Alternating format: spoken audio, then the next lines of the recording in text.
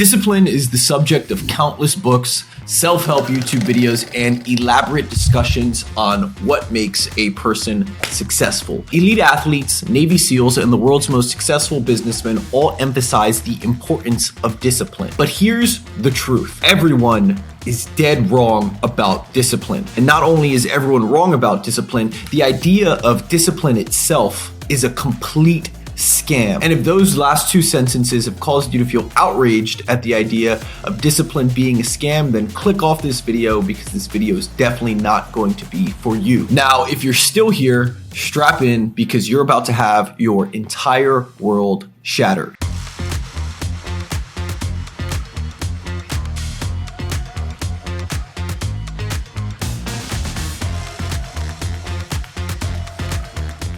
Discipline is very real. Some of the most successful people in the world are indeed disciplined, but the idea of discipline as a goal, as something to aspire to, and as something to do is an idiotic misunderstanding. Discipline is a side effect of your desire to accomplish something, and you don't have to take my word for it. All you have to do is look at your own life. Do you ever get the nagging feeling that you should be doing something, but you can't find the discipline to do it? The truth is not that you haven't found the discipline. The truth is that you haven't found the desire, the motivation to actually do it. Do it! You just don't want it bad enough. And the very idea that you should be disciplined is a distraction from the fact that you really don't want it or the thing as bad as you think you do. And instead of taking the word of self-help gurus, listening to their inflated concepts, and subscribing to the religion of discipline or hard work, you'd be much better off exploring why you don't want it bad enough. Because if you did, you'd be much closer to finding out where you want to go with your life. Because once you do that, discipline is guaranteed to follow shortly after. Discipline is a shell game.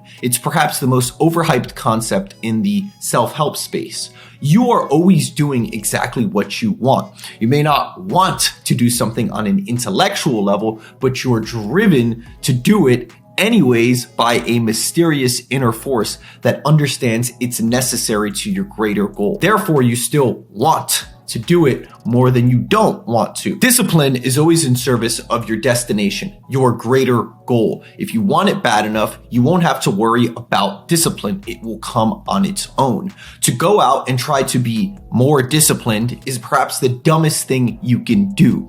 It misses the point entirely. Figure out exactly where you want to go, and discipline will come as a result. Your level of seriousness in getting there will determine your level of discipline. Young men are less disciplined than ever because they are constantly bombarded by infinite entertainment and phone addiction. You never have the time or space to think about where you want to go with your life because you're distracted by 24/7 TikTok and titties.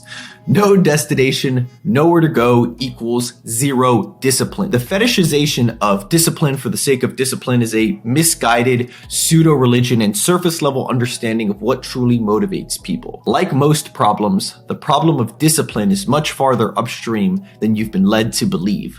The self-help crowd will spout quotes like, "We must all suffer from one of two pains, the pain of discipline or the pain of regret. The difference is discipline weighs ounces while regret weighs tons." Ironically, the discipline fanatics don't realize that this slogan they champion actually disproves the entire thesis of discipline. What this quote is really about is the pain of a wasted life, not the discipline itself. If the pain of regret, presumably from not doing something, is stronger than the pain of doing it, then you will do it to avoid the pain. Remember, the greatest desire always wins. It may look like discipline from the outside, but the truth is you're not doing it for the sake of discipline. You're doing it to avoid the pain of regret, the pain of not achieving your goal, or the pain of wasting your life. The avoidance of that pain is the true culprit of all the action that comes after it. The discipline is a byproduct of this pain avoidance. It is not the reason for it. And this is what people don't understand. Discipline is a false god. It misses the point entirely. It's like that Bruce Lee quote. It's like a finger pointing away to the moon. Do not concentrate on the finger or you will miss all of the heavenly glory. The finger's pointing at the moon, but you're preoccupied with the finger that you never actually see the moon. You're too busy staring at the finger that you missed the moon right in front of it.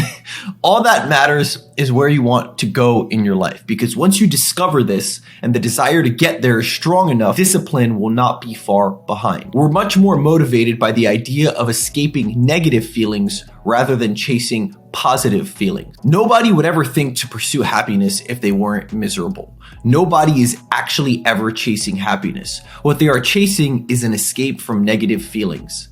Like most self-help concepts, discipline has become a religion of its own. Discipline has been deemed good and virtuous and a requirement for success.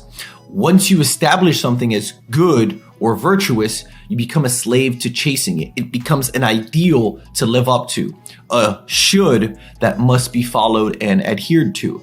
But here's the thing about shoulds and the need to live up to an ideal. When you inevitably don't, because it's forced and nothing forced ever lasts, it causes suffering, and the cycle is repeated over and over again.